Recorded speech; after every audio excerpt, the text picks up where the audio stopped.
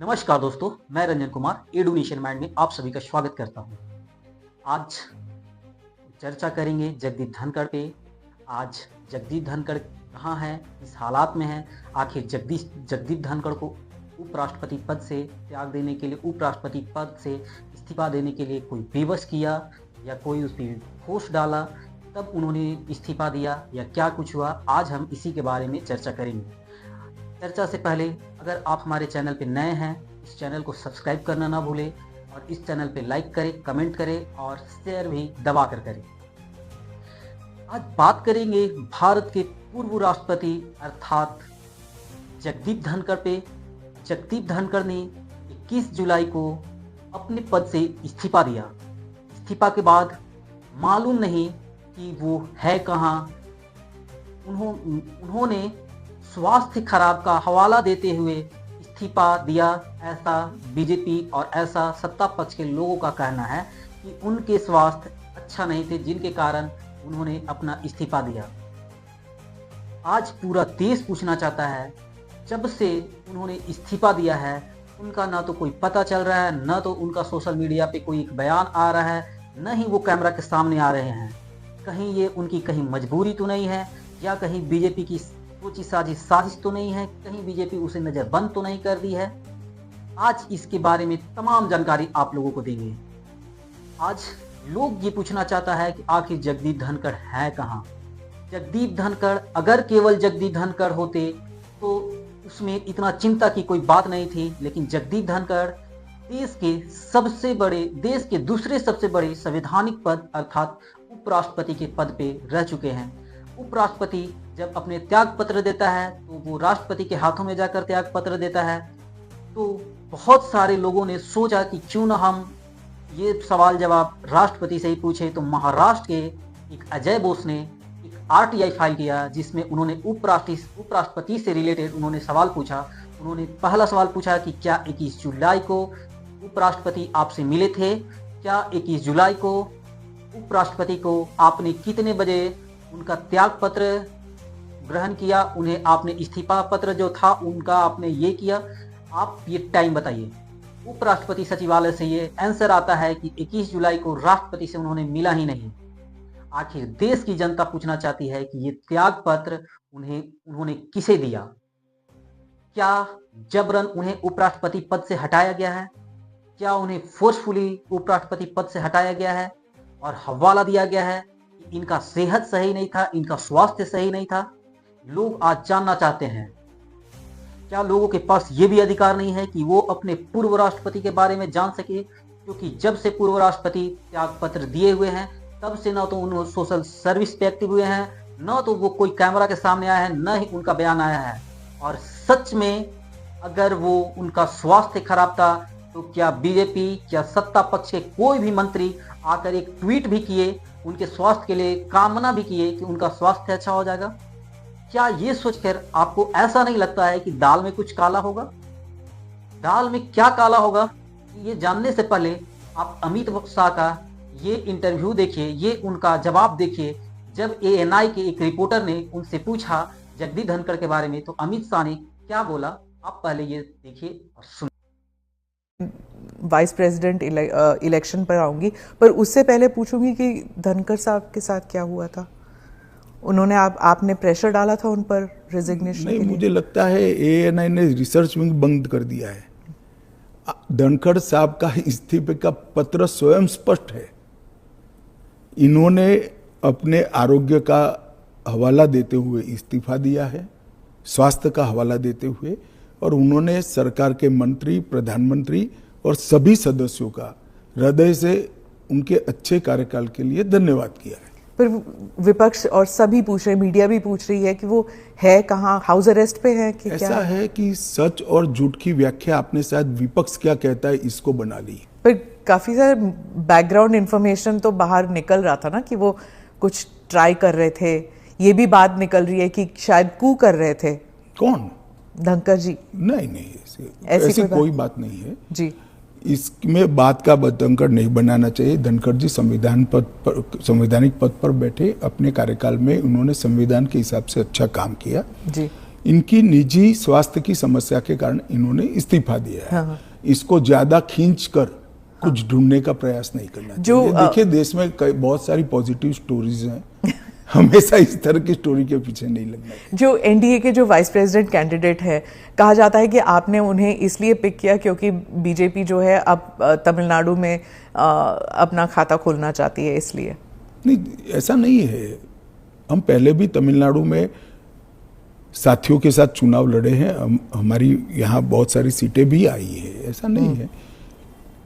कहीं से भी पिक करोगे तो ऐसे कारण बनाकर पूछा जाएगा। उपराष्ट्रपति का प्रत्याशी दक्षिण से आना इसलिए स्वाभाविक है क्योंकि पूर्व से राष्ट्रपति थी, पश्चिम और उत्तर से प्रधानमंत्री जी थे। तो आपने अभी अभी देखा कि अमित शाह अपने इंटरव्यू में क्या दिए।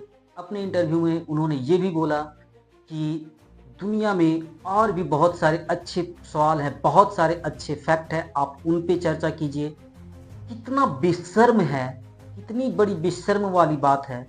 अमित शाह के ही इशारों पे और उनके ही पक्ष में उपराष्ट्रपति बनाया गया जगदीप धनखड़ को, और उपराष्ट्रपति पे बात करने पे उन्हें शर्म आ रही है। आज लोगों को बताने में उन्हें शर्म आ रही है कि जगदीप धनखड़ है कहाँ, जगदीप धनखड़ किस हालात में है। अगर उनकी हालात खराब है तो क्या आपका ये कर्तव्य नहीं बनता है कि आप उन्हें बताएं कि उनका हालात कैसा है, आप उन्हें ये दिखाएं कि उनका स्वास्थ्य कैसा है। लेकिन आप उन पे बात करने से भी हिचकिचा रहे थे। आप एनआई के रिपोर्टर पे सवाल कर रहे थे कि दुनिया में और भी बहुत सारे सवाल हैं, अच्छे अच्छे चीज है, आप उन पे बात कीजिए। क्या उपराष्ट्रपति के बारे में पूछना गलत है? क्या लोगों का ये अधिकार नहीं है कि हम उपराष्ट्रपति के बारे में जानें? अगर उपराष्ट्रपति की स्वास्थ्य सच में खराब है तो लोगों को जानने का अधिकार है कि वो किस अस्पताल में है, उन्हें कहाँ रखा गया है, उन्हें किस तरीका से ट्रीटमेंट किया जा रहा है। ये भारत की जनता जानना चाहती है और आपको बताना भी चाहिए कि उपराष्ट्रपति किस हालात में है। और अगर आपने उपराष्ट्रपति को नज़रबंद किया है तो आपको ये भी बताना चाहिए कि आप किस बेसिस पे देश के दूसरे सबसे बड़े संवैधानिक पद पे बैठे उपराष्ट्रपति जगदीप धनखड़ को आपने नज़रबंद किया है, या आप उसे फोर्सफुली कहीं रखे हुए हैं, उन्हें कुछ बयान देने से मना कर रहे हैं। क्या वो एक चोर थे? क्या वो एक बेईमान थे? क्या थे वो? क्या वो एक आतंकवादी थे? आखिर क्या वजह है उनका छुपने का? क्या वजह है भारतीय जनता पार्टी को उसके खिलाफ आकर कुछ नहीं बोलने का? उन्हें तो बोलना चाहिए। यहाँ तक कि उनका जब विदाई हुआ तो किसी ने कुछ किया नहीं, किसी ने उस पर कोई टिप्पणी तक नहीं किए। सारे लोग समझ रहे हैं कि अगर एक आम नेता का विदाई होता है तो नरेंद्र मोदी के आंख से आंसू आ जाता है, लेकिन वही अगर उपराष्ट्रपति जो बैठे हुए हैं उनकी विदाई हुई, तब से लेकर आज तक एक कमेंट तक नहीं किया गया। अगर उनका स्वास्थ्य ही खराब था, एक कमेंट करके बताते कि उनका स्वास्थ्य का स्थिति कैसा चल रहा है, उनके क्या चल रहा है। और अगर सच में अगर उनका स्वास्थ्य खराब नहीं था तो बीजेपी अपने कुछ कारणों से उन्हें जबरन इस्तीफा दिलवाई है।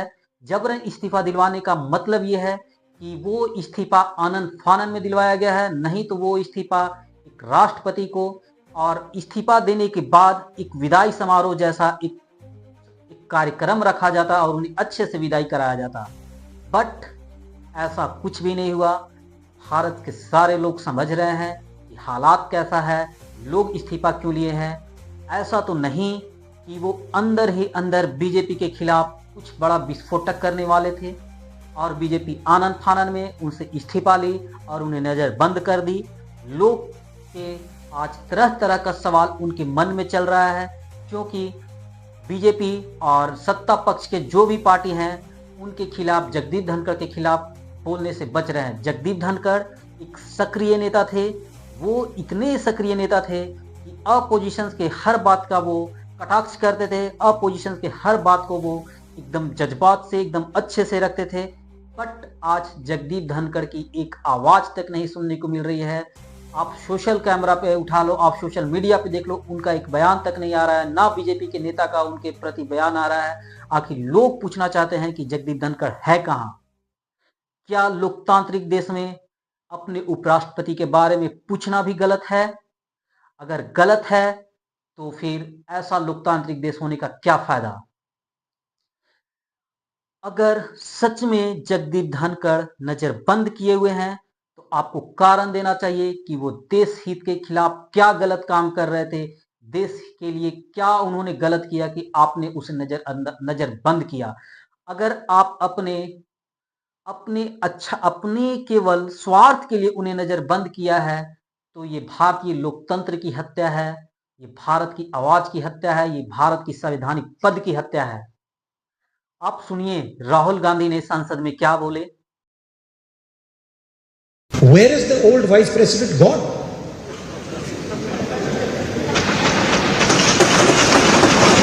He's gone. So it's become like, like those Agatha Christie books. The day the vice president resigned, I think Venugopalji called me and said, vice president is gone. There's a big story about why he resigned.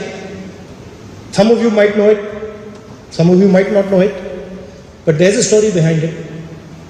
And then there's a story about why he's in hiding. Why the vice president of India, is in a situation where he cannot say a word. One word. And has to hide. Everybody knows it. Suddenly, the person who used to burst forth in Rajya Sabha has gone silent, completely silent.